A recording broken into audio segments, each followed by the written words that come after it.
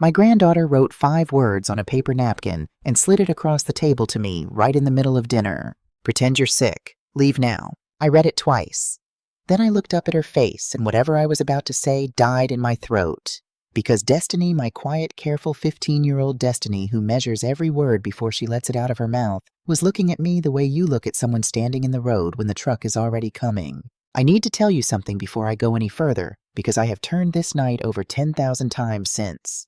That evening I did the hardest thing a grandmother can do. I trusted a child over my own good sense. And by the time I understood what those 5 words really meant, who they were really about, I had already pushed my chair back from that table and wrapped my arms around the person who was trying to kill me, and thanked them for the tea they'd made me with their own 2 hands. I'm 63 years old. I taught 2nd grade at Beecher Hills Elementary over in southwest Atlanta for 37 years. That means I have watched more than 1,000 small children look me dead in the eye and swear on everything holy that they did not take the crayons. If there is one thing on this earth the good Lord built me to do, it is to know when I am not being told the truth. So I have had to live with a question that keeps me up at night. How did I miss it? How did I sit at my own table in my own house and fail to see the thing that a 15-year-old girl saw plain as day? Here is the part I need you to sit with. It was not a stranger. It was not some man who came through a window in the dark. It was someone I loved. Someone who called me family. Someone who had slept under my roof and eaten off my plates and stood beside me at my husband's grave with real tears running down their face. And they very nearly got away with it. So let me take you back. 3 weeks before that napkin. Back to when I still believed, God help me, that my life was finally getting quiet again. You have to understand what quiet meant to me to know why I held on to it so tight that I stopped looking at what was underneath it. I buried my husband Samuel 3 years ago this month. Samuel Calloway and I were together 31 years, and I counted every one of them. He ran a little electrical supply shop off Cascade Road, the kind of place where men came in for a fuse box and stayed an hour to argue about the Falcons. He was 66 when he died. They told me it was his heart. He'd been driving home on 166 in the late afternoon, and somewhere along that road his heart simply stopped, and the car went off into the ditch, and that was the end of the best man I ever knew. There was no autopsy. Why would there be? Samuel had high blood pressure going back 20 years. He'd had a scare at 60. A big man's heart giving out on a Georgia highway is the saddest, ordinary thing in the world. Everybody at Greater New Hope AME shook my hand and said he'd gone quick and gone easy, and wasn't that a mercy. 5 years before that, I lost my daughter, my Alicia. Breast cancer, and it was fast and it was cruel, and it took her at 34 and left behind a little girl. Destiny's father was gone before the funeral flowers wilted, just packed a bag and went to Texas and never once called. So it was Samuel and me who raised that child from 10 years old. And when Samuel died, it was just me and Destiny in that house, 2 grieving people, trying to be a whole family for each other. I tell you all this so you understand by 63 I had already been to more funerals than I had any right to. I was tired down in my bones. When peace finally came knocking, I was not about to interrogate it. I just opened the door and let it sit down. And peace, when it came wearing my sister-in-law's face. Yolanda is Samuel's baby sister, 56 now. Everybody in the family calls her Aunt Yo, and the way they say it, you'd think they were saying sunshine. When Samuel died, Yolanda showed up at my house the very next morning with a bundt cake and her sleeves already rolled up, and she never really left. Within a couple of months, she'd given up her apartment and moved into the back bedroom, and honestly, I was grateful. I was drowning, and here came family treading water right beside me. She was a nurse. 20 years as a home health nurse, going house to house taking care of old folks in their final stretch, and Lord, could that woman handle a household. She cooked, she cleaned. She sat up with Destiny on the bad nights. And she took every scrap of paperwork off my hands, which after Samuel died felt like being lifted out of a flood. "You've carried enough, big sister," she'd say, patting my knee. "Let me carry the paper." So I did. Every bill, every bank statement, every deposit slip, Yolanda handled it all. I hadn't so much as balanced a checkbook in 3 years. I'd stopped even opening the envelopes. They went straight into her hands, and I felt lighter for it. And it was Yolanda, about 1.5 years after Samuel passed, who first told me it was all right to love again. We were shelling peas on the back porch when she said it. "Hannah, you're not old. You hear me? Sam wouldn't want you sitting in this house waiting to die." A few weeks later, she introduced me to Raymond Fields. 60 years old, a retired jazz musician played saxophone in clubs up and down the Southeast for 40 years before his knees and his lungs told him to sit down. He was a soft-spoken man, gentle. A little bit of an outsider in a family as loud and close as the Callaways. He'd sit at the edge of a room and let everybody else fill it up. Yolanda swore by him. "He's a good, simple man, Hannah," she told me. "No surprises in him. That's exactly what you need now." I remember thinking that was a strange way to recommend a husband, no surprises, but I was lonely, and Raymond was kind. And when he played that horn out on the porch in the evening, it was like the whole street went still to listen. We married last spring, small ceremony, just family, a little over a year ago now. To the outside world, my life looked like it had finally come out on the other side of all that grief. A paid-off house on a pretty street in Cascade Heights. A steady, gentle husband. My granddaughter thriving. And Aunt Yo, the family angel, holding it all together at the center. I want to be honest with you about the things I noticed and set down, because that's the whole terrible lesson of this story. I noticed, for instance, that in his last few weeks alive, Samuel kept complaining that his sweet tea tasted bitter. He'd make a face and say somebody'd gotten heavy-handed with something. And once near the end, he said the strangest thing, that he kept seeing little spots of yellow at the edges of everything. Like the whole world had gone butter-colored around the rim. "Just your pressure acting up," Yolanda told him, and she was the one bringing him his afternoon tea out to the shop in those weeks before she'd even moved in. I didn't think a thing of it. Grief has a way of making you file the small, strange details in a drawer and forget the drawer exists. I noticed, too, that I hadn't been feeling like myself. For about a month, I'd had spells of dizziness that came and went. A little sick to my stomach in the mornings. Nothing you'd call a doctor about. I put it down to grief and blood pressure and the simple fact of being 63 years old. And I noticed, how could I not, the way Yolanda would talk about her working years. She'd sit at my kitchen table with her coffee and tell stories about the folks she'd nursed. Most of them were sweet, but one line of hers used to give me the smallest chill, and then I'd let it go.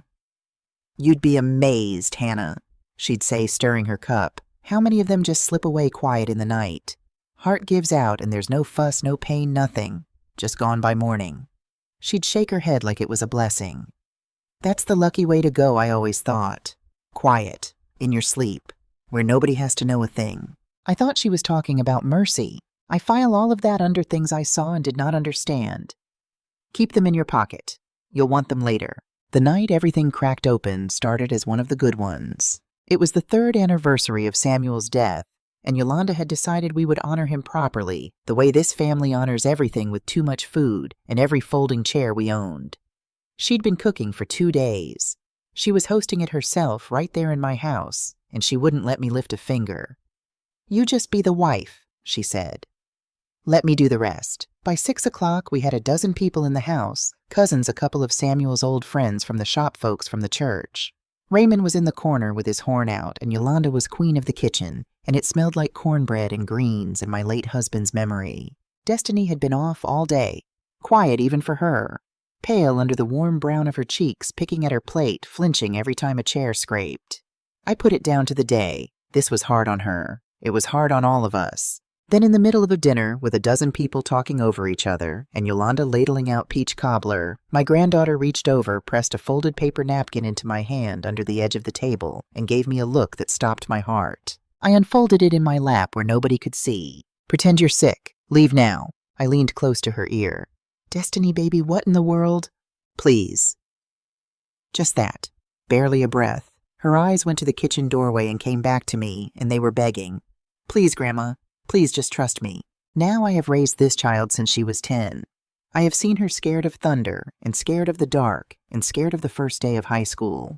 This was not that. This was something I had never seen on her face in my life, and every mother instinct I owned stood straight up. So I set my fork down, and I pressed the back of my hand to my forehead, and I made my voice go thin and tired. "Yolanda, baby, I'm so sorry. I've come over all dizzy of a sudden. My head." It wasn't hard to sell. Half of it was true. I'd had one of those spells not an hour before. Yolanda was at my side in a heartbeat, hand on my shoulder, face full of tender concern. "Oh, sweetheart, it's been such a day. Come lie down. Let me bring you something." No.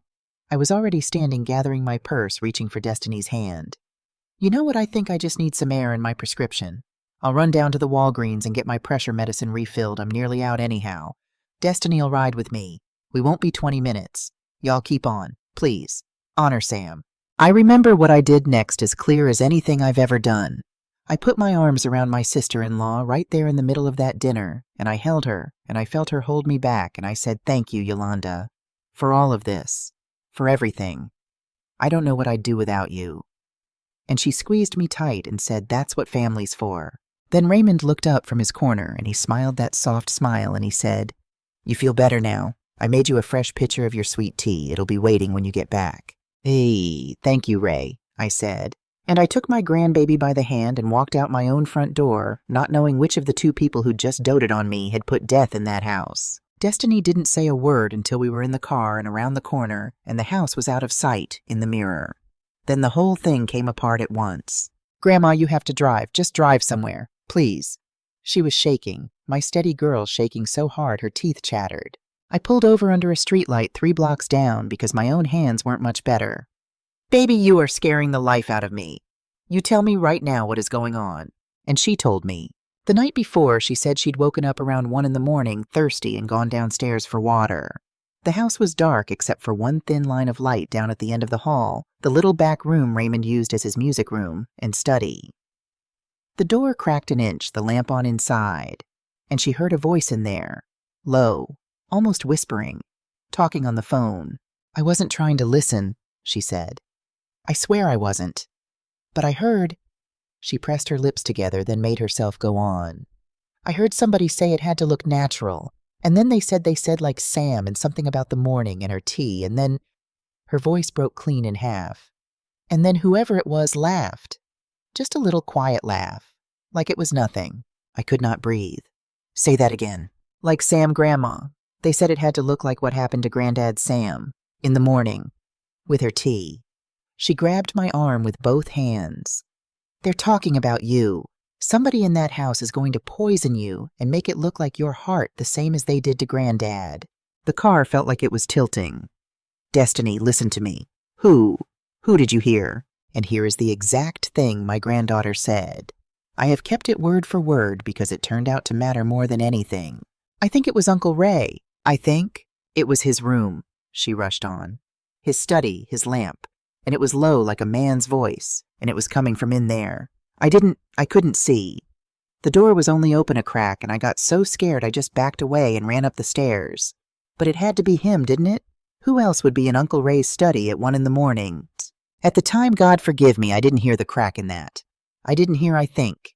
I didn't hear I couldn't see. All I heard was that the danger was real, and it had a name. And the name was the quiet, gentle stranger I'd let into my family. Because once I started pulling that thread, other things came loose. Yolanda had mentioned more than once lately that poor Ray had letters coming to the house collectors, she said, from before we married. Money trouble he was too proud to talk about. And there was the life insurance. 6 months back, I'd signed a policy. $500,000. It had been Yolanda's idea, actually, just being responsible big sister in case the Lord calls you home before me. But Raymond had sat right there and encouraged me to do it. And it named Destiny as the beneficiary with a grown-up to manage it until she came of age. A broke man, a big insurance policy, a voice in the dark talking about my tea. "We have to go to the police," I said, reaching for my phone. "And tell them what—" Destiny's eyes were huge and wet. "That I heard a voice through a door. That I think it was Uncle Ray. Grandma, they'll say I had a bad dream. He'll just say his sweet old wife is confused and his teenage stepdaughter watches too many crime shows. We don't have anything." She was right. That was the worst of it. She was 15 and she was right. It would be a respected, gentle, grieving man's word against a scared girl and a woman nobody would blame for losing her grip after all she'd been through. We had a napkin and a nightmare. We had no proof at all. So I did the thing that I still don't know whether to call brave or foolish. I put the car back in drive. "Grandma, where are you going?" "Home," I said. "We are going to go back into that house, and we are going to get something the police cannot wave away." My voice came out steadier than I felt. "You listen to me. If we run tonight with nothing, what happens? He plays the worried husband. He tells everyone I've lost my mind and run off with you. And then we're 2 women with no home and no proof, and he has all the time in the world. No, The one thing that can save us is real evidence. That bottle, if there is a bottle. That's our chance." She stared at me a long moment, and something in her face shifted from terror to something older. She nodded. "Okay," she whispered. "Tell me what to do. Here is how we did it, and I will tell you plainly my heart did not stop pounding the entire time. We walked back in like nothing was wrong. I told everyone the pharmacy line was long, and I felt a little better. I let Yolanda fuss over me and settle me in the armchair with a glass of plain water. I would not touch anything else in that house. Not one thing. And I let Raymond ask twice if I wanted my tea, and twice I smiled and said the caffeine would keep me up. Destiny said her stomach hurt and she was going to lie down. And while I sat in that front room making small talk with my dead husband's friends with a smile stitched onto my face, my grandbaby slipped down the hall to Raymond's study with her phone in her hand. I'd told her touch nothing, move nothing, only photographs. If one thing goes missing, he'll know, and we're finished. If anybody comes, you text me one word and I will find a reason to end this night. She was gone 11 minutes, 11 minutes I aged a year for. Then my phone buzzed in my lap. One word. Come. I excused myself soft and easy. Let me just check on that child, and went down the hall and slipped into the little study and shut the door behind me. Destiny was standing there, white as paper, and she turned the phone around to show me what she'd found. An amber glass bottle, small the kind a pharmacy uses, sitting in the back of the desk drawer. No label on it at all. Just a bottle of something tucked behind a stack of papers where no ordinary thing would hide. She swiped to the next picture. A stack of envelopes and letters, and even in the photo I could read the words, past due and final notice, and second mortgage, and Raymond's name on every one of them. She swiped again. A cheap little flip phone. Not Raymond's phone, not any phone I'd ever seen in his hand. A throwaway sitting in the same drawer as the bottle. A broke man, a secret phone, a bottle with no name. That's it, I breathed. That's enough to make them listen. Take the phone back exactly how... I stopped. Put it all back, baby. Exactly how it was. We have the pictures. That's all we need. And she did. Careful as a surgeon, she set every item back into that drawer just so and slid it shut, and we stood there a second in the lamplight, catching our breath. Two women who had just walked into the mouth of something and come back out with proof in our hands. I thought I understood everything. I thought the whole terrible picture had snapped into focus. I was wrong about nearly all of it, but it would be days before I knew that. It was the smallest thing that started the crack. So small I almost stepped right over it. As we turned to leave that study, I reached out to switch off the desk lamp, just habit. Just a woman who spent her life turning off lights. Other people leave burning, and my eye fell on the little console table by the door. And there, folded neat on top of it, were Raymond's reading glasses. I stopped with my hand on the lamp, because I knew those glasses. Raymond couldn't read a phone book without them. He couldn't read a menu. His near vision was so far gone he kept a second pair in the kitchen drawer because he was forever leaving the first pair somewhere. And this good pair had been sitting folded on the hall table by the couch all evening. I'd seen them there myself when we came back in, right where he set them down every night. And something else came up out of that drawer in my mind, quiet and cold. The night before, Destiny said the study lamp was burning at 1 a.m, and papers were spread out, and a low voice was talking business in the dark. But I had come downstairs myself around midnight that same night to check the doors before bed. I do it every night, an old woman's habit, and I had found Raymond dead asleep on the couch in front of the television. Mouth open, snoring, the game still going. I'd turned the TV down and laid the throw blanket over his legs and gone up to bed. His reading glasses were folded on the table beside him. I'd moved them so they wouldn't get sat on. A man who cannot read fine print without his glasses does not sit alone in a lamplit study at 1 a.m. with papers spread across the desk while his glasses are folded on a table clear on the other side of the house next to the couch where you left him snoring. I stood there with my hand on that lamp for what felt like a long time. Then Destiny whispered, "Grandma, we have to go." And someone laughed loud out in the front room, and my heart lurched back into my chest, and I told myself I was tired and rattled and imagining things. I told myself there was a bottle in that drawer and a secret phone and a stack of debts with the man's name on them, and I had seen them with my own eyes. I told myself the glasses meant nothing. The key. I switched off the lamp. I took my granddaughter's hand, and I walked back out into that dinner and let the wrong story carry me. But the crack was there now, and cracks, once they start, do not close on their own. The dinner ended the way all our gatherings end, slow, with hugs at the door and plates wrapped in foil pressed into everybody's hands. I smiled and thanked people for honoring Samuel. Yolanda stood beside me in the doorway like she always did my right hand and waved everybody off into the dark. I did not sleep that night. I lay in the bed I used to share with one husband and now shared with another, and I listened to Raymond breathing beside me, and I thought about a bottle with no label and a phone I'd never seen, and a stack of letters with the word final on them. And every time I nearly drifted off, that other thing floated up, the reading glasses folded neat on the hall table, and Raymond snoring on the couch at midnight, with the game still on. I told myself to hush. I told myself I had photographs. In the morning, I did what my grandbaby and I had decided. I called the police. 2 officers came a little after 9. I sat them down at my kitchen table, the same table where Yolanda used to tell her nursing stories, and I showed them the pictures on Destiny's phone. I told them what my granddaughter had heard through a cracked door at 1 in the morning. I signed a paper letting them look through the house because it was my house, and they walked down the hall to Raymond's little study, and they came back with the amber bottle sealed in a plastic bag, and the flip phone, and the letters. Raymond stood in the middle of the living room looking at those bags like they'd been beamed down from the moon. "Hannah," his voice cracked. "Hannah, I have never seen that bottle in my life. What is this? What are they saying I did? And here is the thing, I keep coming back to the thing that shames me. He looked exactly the way an innocent man looks. And he looked exactly the way I needed a guilty man to look so that the world would make sense again. When you have already decided what a face means, that face will tell you anything you want." They took him in for questioning. Not arrested, they were careful to say just questions, just until they understood what that unmarked bottle was. But he went out my front door in the back of a squad car, turning around to find my eyes through the glass, and I made myself look away. Yolanda was magnificent. I need you to understand that because it is the whole horror of it. She wept. She put her arms around me on the porch as the car pulled off, and she said, "In this house, under our own roof, Hannah, I brought that man to you. I will never forgive myself." She pressed my head to her shoulder and rocked me like a child, and I thought, thank God for Yolanda, the one thing in my life that has never once let me down. The audience of my own memory wants to scream at that woman on the porch, but I couldn't hear it yet. The house went quiet in a way it hadn't been in 3 years, and in that quiet the crack started to work. I found Destiny that afternoon sitting on the floor of her room with her back against the bed, knees pulled up, and I knew that posture. I sat down on the floor next to her, old knees and all, and I said, "Talk to me, baby." It came out of her in a flood, all the poison she'd been holding since the police left.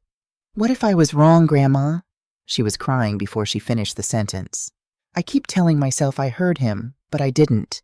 I didn't see him. It was so dark, and the door was open like this much." She held up 2 fingers barely apart. "And it was just a voice low, and I got scared and I ran. And it was his study, so I said his name. I told you his name, but what if it wasn't? What if I got Uncle Ray put in a police car and it was somebody else and I—" She couldn't finish. I held her and told her it wasn't her fault that she'd done the bravest thing, that we'd only told the police the truth. But something had come loose in me, and it would not settle back down, because she was right.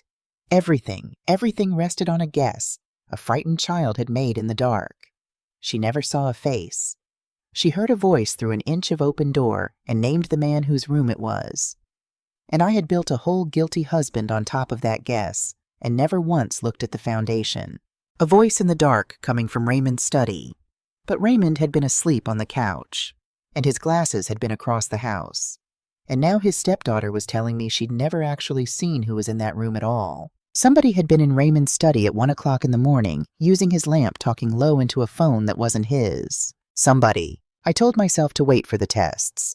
The bottle would tell us what it was. Raymond was safe in a police station, and I was safe in my house, and the smart thing, the sane thing, was to wait. So I waited. For 1 more day I waited, and that almost cost me my life. The next evening was the worst hour of the whole ordeal, and I didn't even know it while I was living it. That's the part that still turns my stomach. I was hollowed out. You have to picture it. I had buried a daughter, buried a husband, and now in the space of a day watched a second husband hauled off as a would-be murderer in front of my whole family on the anniversary of the first one's death. I felt like a foolish old woman who couldn't be trusted to pick a man or read a room. I sat in Samuel's armchair with the lights low, and I felt about as low as a person can feel. And Yolanda took care of me. Lord, did she take care of me. She cooked me a plate I couldn't eat. She sat on the arm of the chair and stroked my hair the way my own mother used to, and she talked to me soft. You listen to me, big sister. You have been through the worst things this world can do to a woman.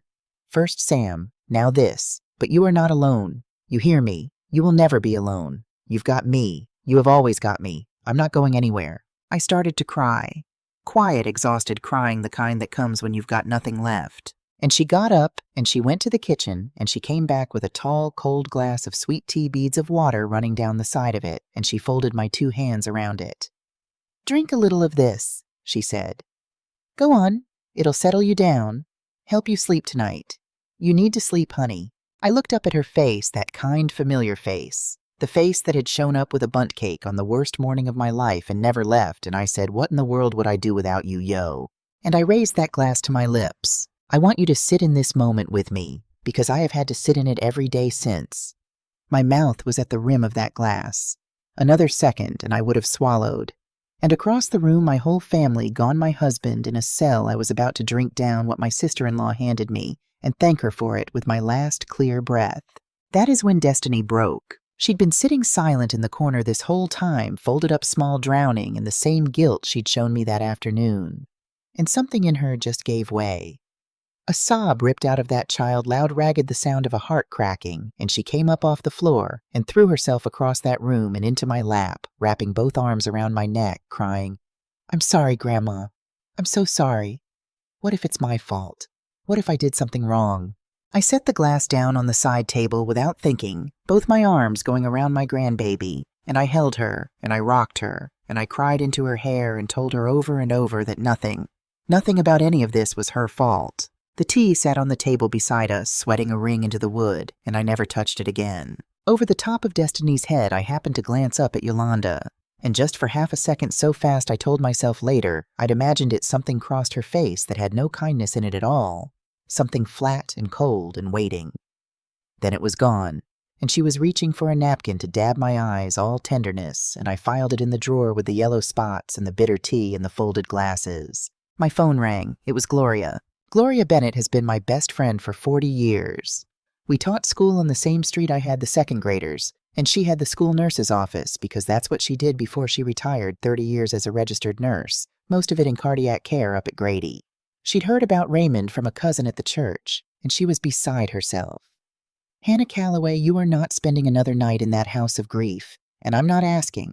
You and that baby are coming to stay with me, and we're going to sit up and drink coffee, and you're going to let somebody take care of you for once. I looked at the glass of tea sweating on my table, and at my grandbaby's tear-streaked face, and something in me just said yes.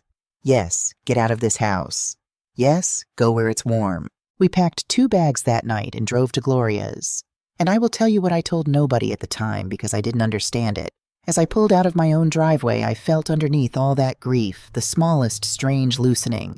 Like a hand I hadn't known was on my throat had let go by an inch. 2 days at Gloria's and the dizziness left me. I noticed it the second morning. I woke up in her guest room and my head was clear like it hadn't been in a month or more. No swimming feeling when I stood up. No sourness in my stomach. I felt God help me good, and I sat on the edge of that bed and couldn't for the life of me understand why grief and terror should make me feel better than my own quiet home had. I put it down to Gloria's cooking and Gloria's company, and I didn't chase it. Keep it in your pocket, though. It mattered more than I knew, because on the 3rd night sitting at Gloria's kitchen table, I told her the whole story from the beginning. Everything. And somewhere in the telling, talking about Samuel, about how sudden it was, how he'd gone downhill those last few weeks, I said the thing I'd kept in that drawer for 3 years. You know, it was the strangest thing right at the end. He kept saying his tea tasted bitter. And he told me once he was seeing little spots of yellow. Everywhere. Said the whole world had gone kind of butter-colored around the edges. Gloria set her coffee cup down very slowly. Say that again, she said. The yellow. Tell me exactly what Sam said about the yellow. He said he kept seeing yellow, around the lights around everything, like halos. I gave a sad little laugh. I told him it was his pressure. My oldest friend had gone completely still, and the look on her face frightened me. Hannah. She reached across the table and took my hand. Yellow vision. Halos around lights, along with nausea and a slow heart, and then the heart just stopping. She was choosing every word like it was made of glass. Baby, that is not high blood pressure. That is a textbook sign. Seeing yellow like that, we have a name for it. It's what happens when somebody has too much of a certain heart medicine in their body. Digoxin, digitalis. Too much of it will turn the whole world yellow and turn your stomach, and then it will stop your heart cold.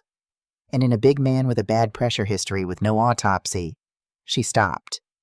It looks exactly like a heart attack on a highway. The kitchen tilted around me. Gloria, Samuel never took anything like that. He took his one little pressure pill and that was all. He wasn't on any heart medicine. And my best friend looked at me with 30 years of cardiac nursing in her eyes and asked the question that broke the whole world open. Then where, she said quietly, was he getting it? I couldn't breathe. I got up from the table and I walked to Gloria's back window and I stood there in the dark with my mind moving faster than it had moved in years. If Samuel had been poisoned, if somebody had put digoxin in that man's tea in the weeks before he died, then somebody had murdered my husband 3 years ago and made it look like his heart. The exact same thing the voice in the study had described for me. It has to look natural, like Sam, in the morning, with her tea, like Sam. And then the floor came up to meet me because of one simple fact that I had been too blind and too frightened to see. Raymond didn't know us 3 years ago. I married Raymond Fields last spring, a little over a year ago. He had never laid eyes on Samuel Calloway in his life. He had never set foot in this family until Yolanda walked him through my front door 1.5 years after my husband was already in the ground. Whoever poisoned Samuel, whoever put digoxin in his tea in those last few weeks, it could not have been Raymond. Raymond wasn't there. Raymond didn't exist to us yet. But the voice said like Sam. The voice said whatever was coming for me was the same thing that took Samuel. And the same hand cannot belong to two different people. So if it was one hand, one method, one killer from Samuel's tea 3 years ago to the glass I'd nearly drunk 2 nights ago, then it was not, it had never been. It could not be Raymond. It was somebody who was there when Samuel died. Somebody who had been carrying that man his afternoon tea out to the shop in those last few weeks. I put my hand over my mouth. There was one more thing I had never looked at. One corner of my whole life I had handed to somebody else 3 years ago and never checked. The money. Every statement, every bill, every account, I hadn't opened an envelope in 3 years. Let me carry the paper, big sister. The next morning I did something I hadn't done since Samuel was alive. I drove myself to the bank and I sat down across from a young man in a tie and I asked to see everything. All of it. Every account with my name on it. He printed it out and slid it across the desk and I put on my glasses and I read it and my hands started to shake. Samuel had left me $850,000 in life insurance. I knew that number. It was supposed to be sitting safe, our retirement, Destiny's College, the whole future Samuel built with 40 years of selling fuse boxes off Cascade Road. It was supposed to be there. It was almost gone. 3 years of it. Transfer after transfer after transfer, hundreds of thousands of dollars, month after month, bleeding out to accounts I had never heard of and had never once authorized next to signatures that were supposed to be mine and were not. And when I made that young man pull up the mortgage, the second mortgage, the debt, the final notice letters in Raymond's name that my granddaughter had photographed in that drawer, he frowned at his screen and said, "Ma'am, I don't see any second mortgage. This home is paid in full. Has been for years." The letters were fake. There was no debt in Raymond's name. There never had been. The only thing bleeding this family dry was hidden in accounts I couldn't see, controlled by the one person I had trusted to see them for me. Gloria didn't say a word when I got back. She just picked up her phone and made a call. "I know a man," was all she said. "Elijah Warren. He worked robbery homicide with my Curtis before Curtis passed. Spent the last 15 years of his career on nothing but this people who marry the elderly and nurse the elderly and then bury the elderly and cash the checks. He needs to see these papers today."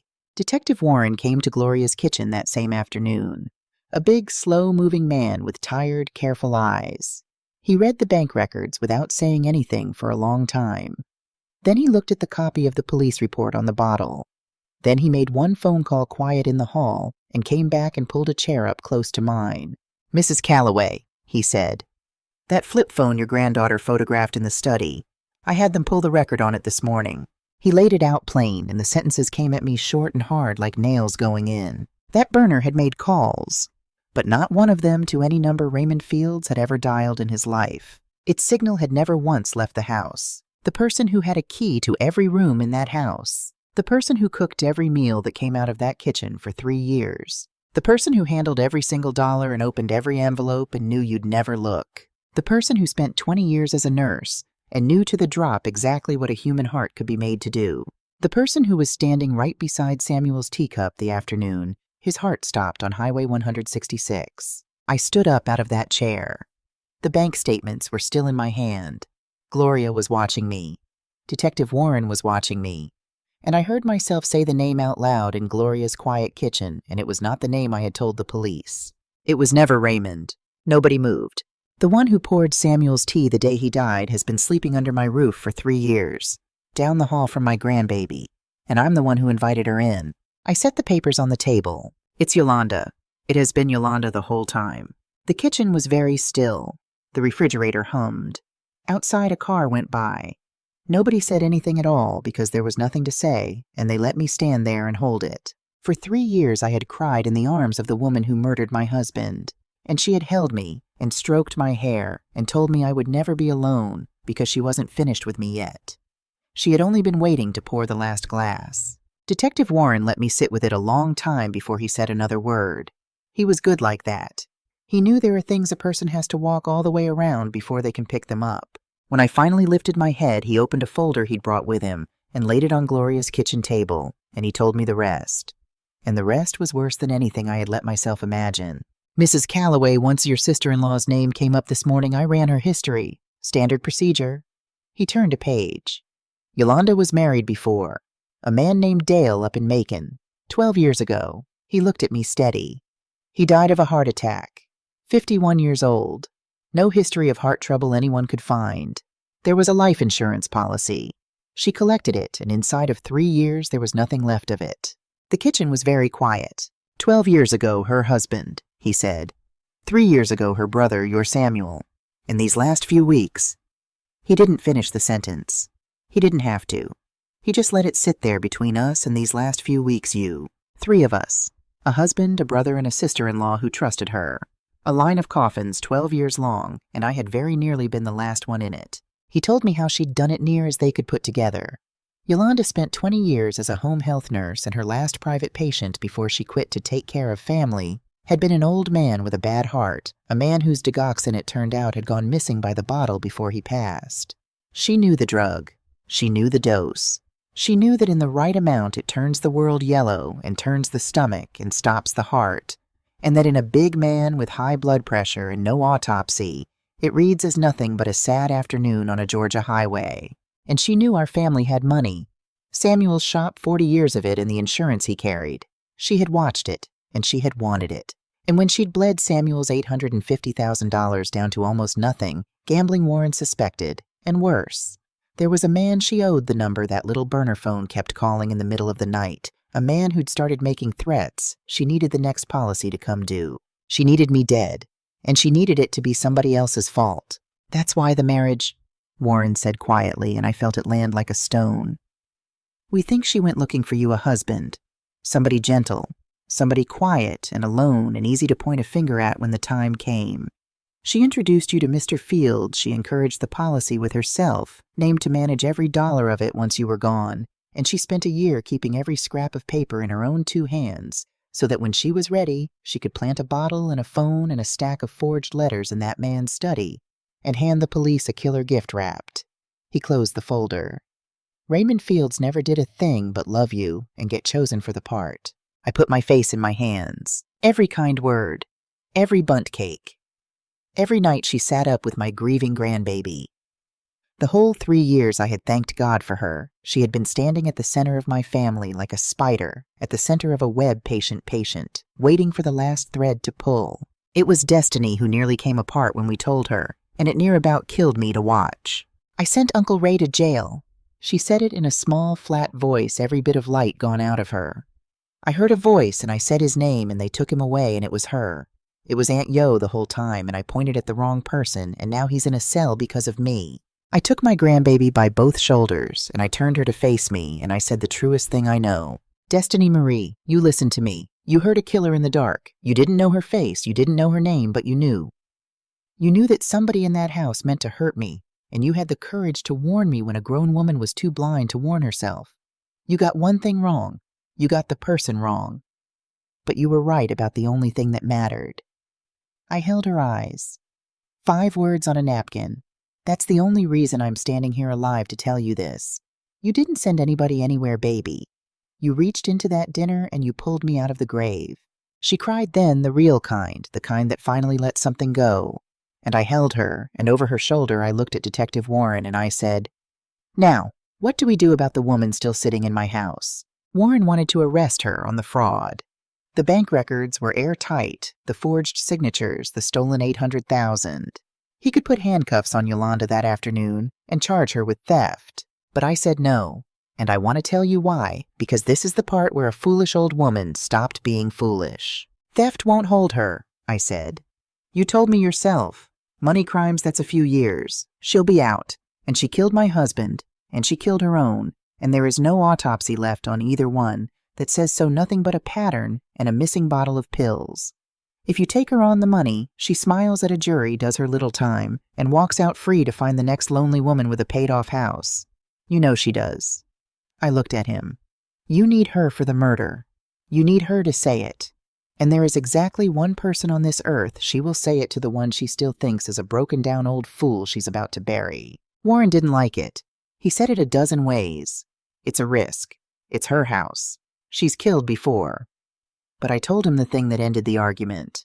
I taught second grade for 37 years, detective. I have gotten a confession out of every child who ever stood in front of my desk swearing they didn't do it. I know how to make somebody comfortable enough to tell the truth. I set my jaw. Put a wire on me.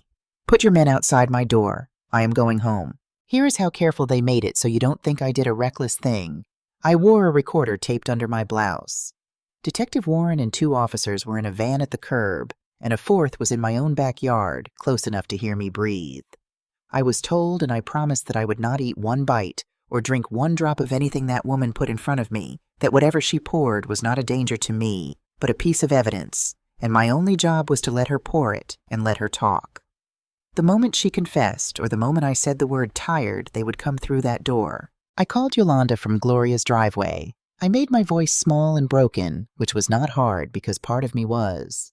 Yo, I can't do this by myself, Yolanda. Raymond, the police, all of it. I don't have anybody but you. I'm coming home. Can I come home? And that woman said warm as sunshine. Oh, thank God, big sister. You come on home. I'll have your supper ready. I'll take care of everything. I always do. I have never in my life heard anything so terrible as those last 4 words said so kindly. She met me at my own front door with her arms open, and I walked into them, and I let her hold me, and my skin tried to crawl right off my bones. There now, she murmured into my hair. There now. It's all over. That awful man is locked up where he can't hurt you, and it's just you and me and the baby now, the way it should be. She led me in by the hand and sat me in Samuel's armchair and fussed over the throw blanket, and she talked the whole time, easy and sweet, and every few minutes her eyes went to the kitchen. Where's Destiny? She asked, casual as anything. Staying on with Gloria a few more days, I said. She's taken all this so hard. Something eased in Yolanda's face when she heard the child wasn't in the house.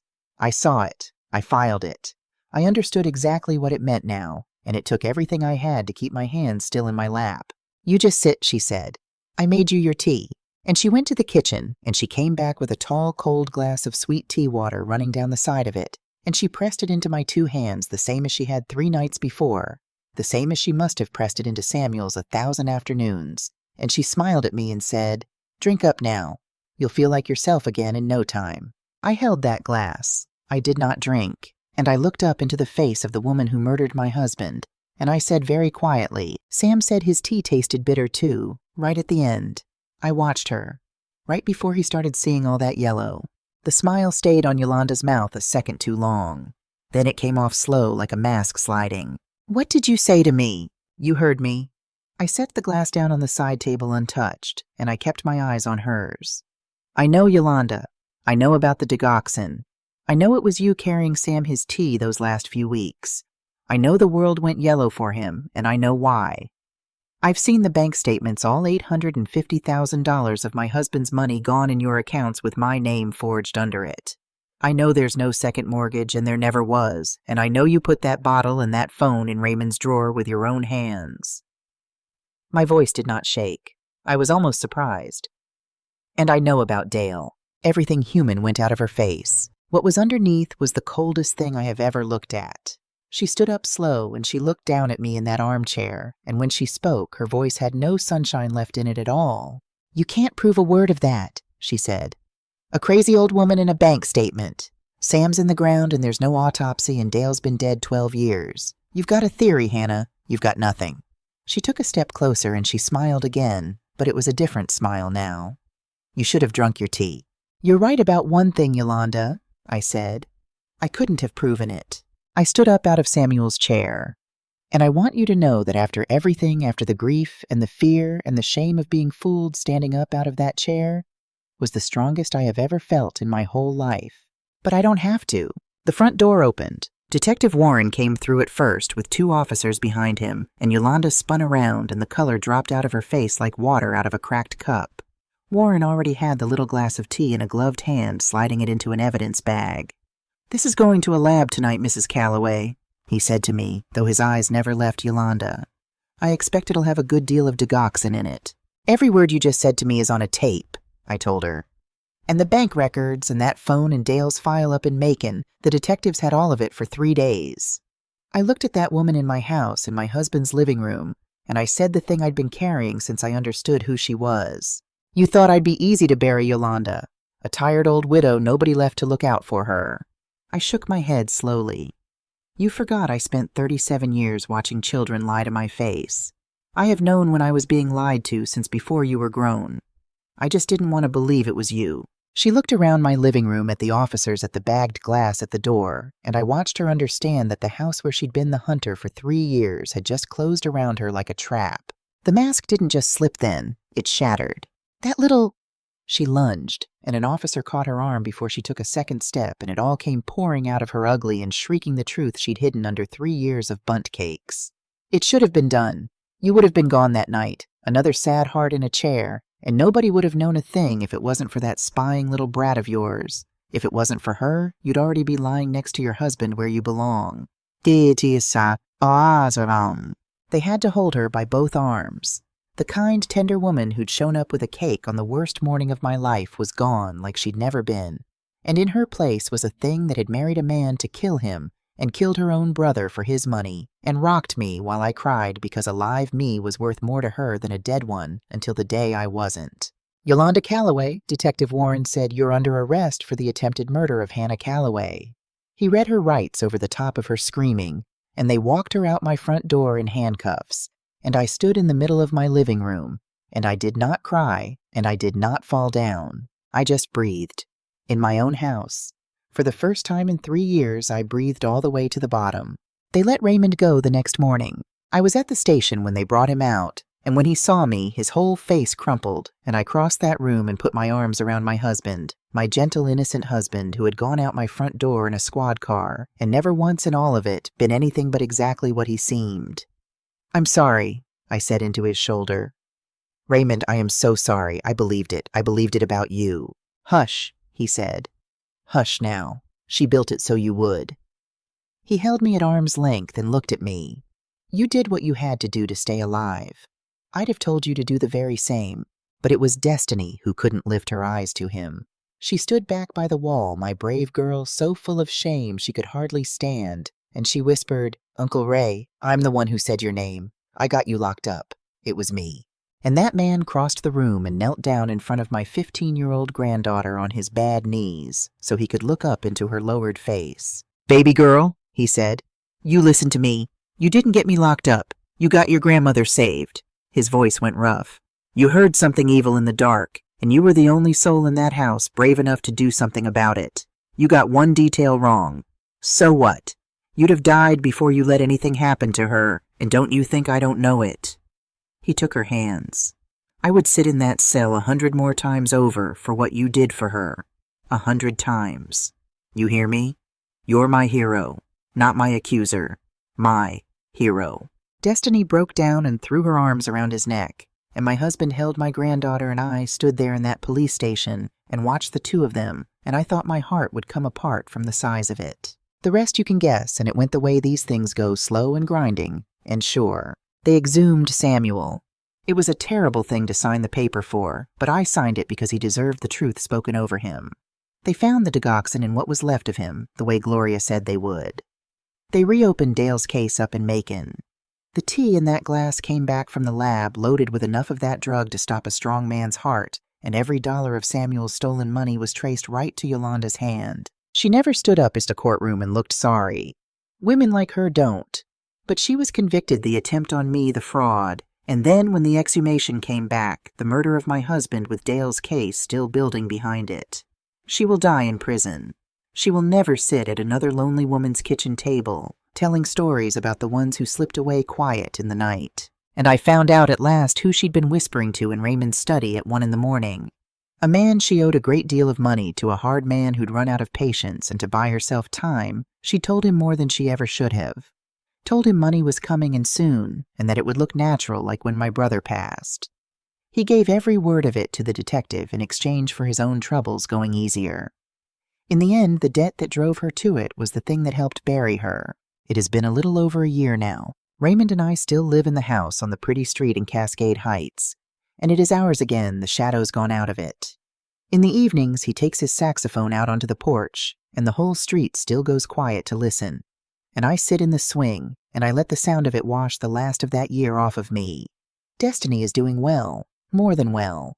She told me last month she wants to study psychology when she goes to college. She wants to understand people, the good ones and the dangerous ones both. I told her she already understands them better than most folks twice her age. I have the receipts. I keep those 5 words folded in the back of my Bible now. That little paper napkin, soft as cloth from how many times I've unfolded it. I don't keep it to remember what almost happened to me. I keep it to remember the child who was brave enough to write it at 15 years old at a dinner table with a killer smiling 3 feet away. People ask me sometimes how I could have lived with a murderer for 3 years and never known. And I tell them the truth. Evil doesn't always come to your door as a stranger in the dark. Sometimes it comes with a bundt cake and its sleeves rolled up. Sometimes it holds your hand at the funeral.